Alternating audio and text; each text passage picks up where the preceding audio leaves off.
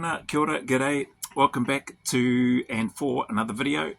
In this one here, I've got a few emails that have come through, sort of similar stuff in regards to training. Some of these emails have come from individuals that are actively preparing for the SAS Selection in either New Zealand and or Australia.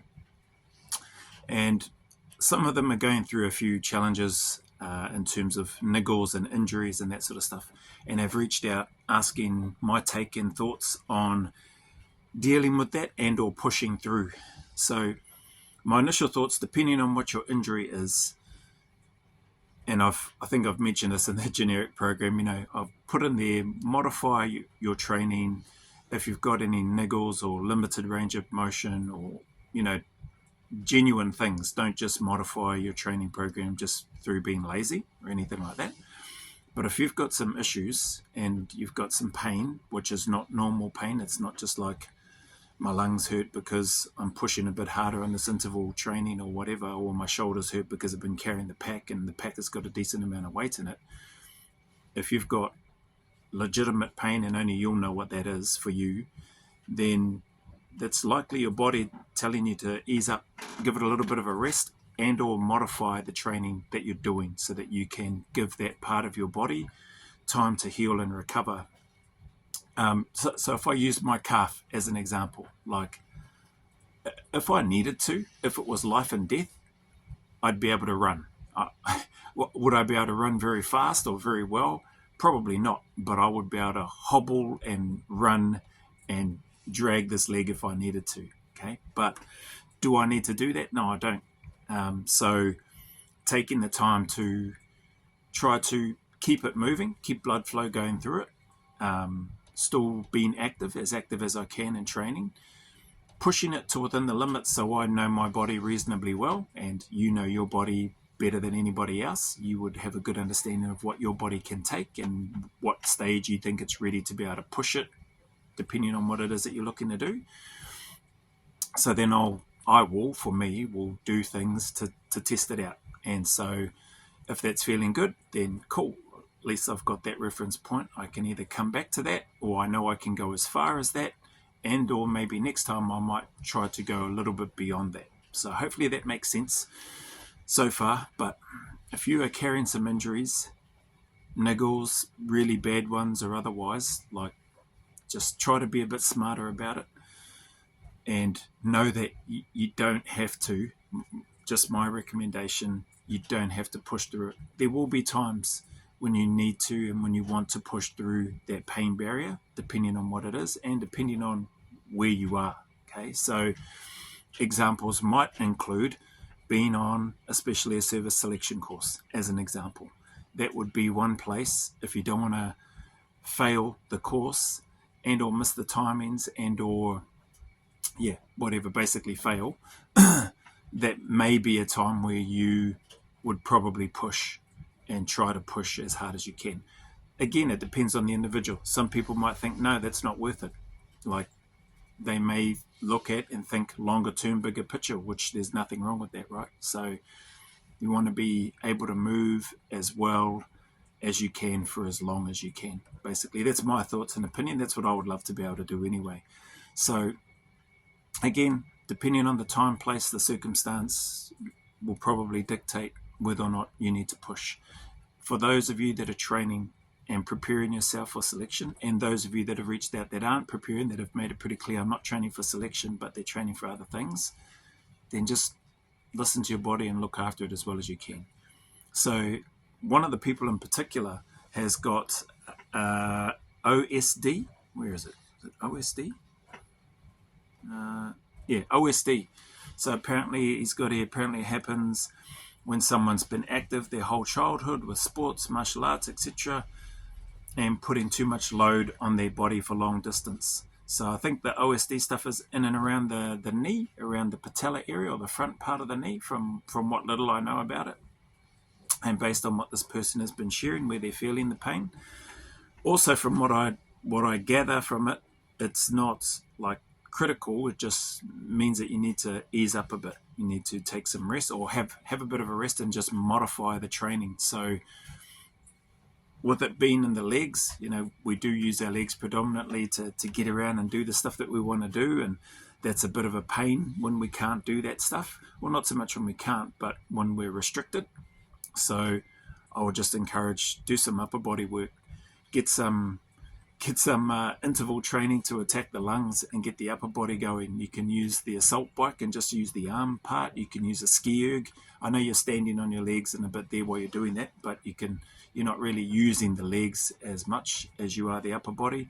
You can use those grinding machines that they use in the I think they're rowing or sailing. Not rowing, sailing. You can use a rowing machine and just leave your legs where they are and just leaning forward and pulling back and just upper body again. Maybe some gentle cycling or whatever, not the intervals and not really hard gears. Swimming would be another activity that I would recommend for anybody, pretty much for lower and or upper body injuries. You could do swimming without using your legs. Just put a flotation device between your legs if you like, if you need to, and then just use upper body, go up and down the pool doing laps. But I think there's a value in still moving. You just need to find out what that modification is, or what those modifications are for you, so that you can still get the work in, still get some work in, if that makes sense, while giving other parts of your body that are struggling a bit at the moment to keep up with the output that you may be putting out, and giving it a chance to recover, heal up, rest, and then you can go again. But also not attacking it back at 100% of what you were before you needed to give it a rest. Like, just try and be smart about that progressive overload. It's taken me a long time to learn that. I think I shared in other videos or in other comments. I used to think that I needed to redline every single time I was training, because I thought that was how you made progress. So clearly it is not, and I've learned that over time. So for those that are a bit younger, that have reached out with regards to some of these questions, then hopefully you can take something from that. I know you're young, you're keen, you've got that energy, and it feels like you're being restricted or hamstrung by not being able to put out and train as much as or as hard as what you would like. And you can wrongly start to think that you're not doing enough, that you haven't prepared enough, especially those that are preparing for selection. Depending on when your selection is, I'm assuming you've got a fair bit of time between the next Australian and or New Zealand selection. So don't go trying to smash yourself within this next month or whatever it is, or however long you've been having this pain and this injury for, or your injuries for those that have reached out. Try to look after it, look after yourself, so that you can continue to put in the work over a long period of time, not only prior to getting to where you want to get to, but once you're in there, and then post your time, should you make it all the way through to the unit, or whatever it is that you're doing. Okay, so I hope that helps. It is important, and I know that it is frustrating and it is hard, but if you can take something from an old grey-haired fella like me, then hopefully this bit of information or guidance helps. Like, look after yourself, make sure that your body is as right as it can. It's okay to train with a little bit of discomfort, or muscle stiffness and tightness and soreness, I think, anyway. But if you have got a pretty bad injury or significant injury, which is really, it's not the normal for you, then your body's trying to tell you something, that you need to maybe ease up on that part. You may even need to go get checked out by medical professionals, physios, whatever, and take on board the advice that they give you, so that you can rehab yourself and get back to 100%. So anyway, that's my 2 cents with regards to the emails that have come through. Appreciate you, those that have sent through these emails and these questions. In particular, the individual with the OSD, I would strongly encourage you to give that a rest. If the recommendation from the medical professionals that you've seen has been to, give it a rest, then try to give that part, or those parts of your, actually I think for you it's in both your knees. So try to give that a rest.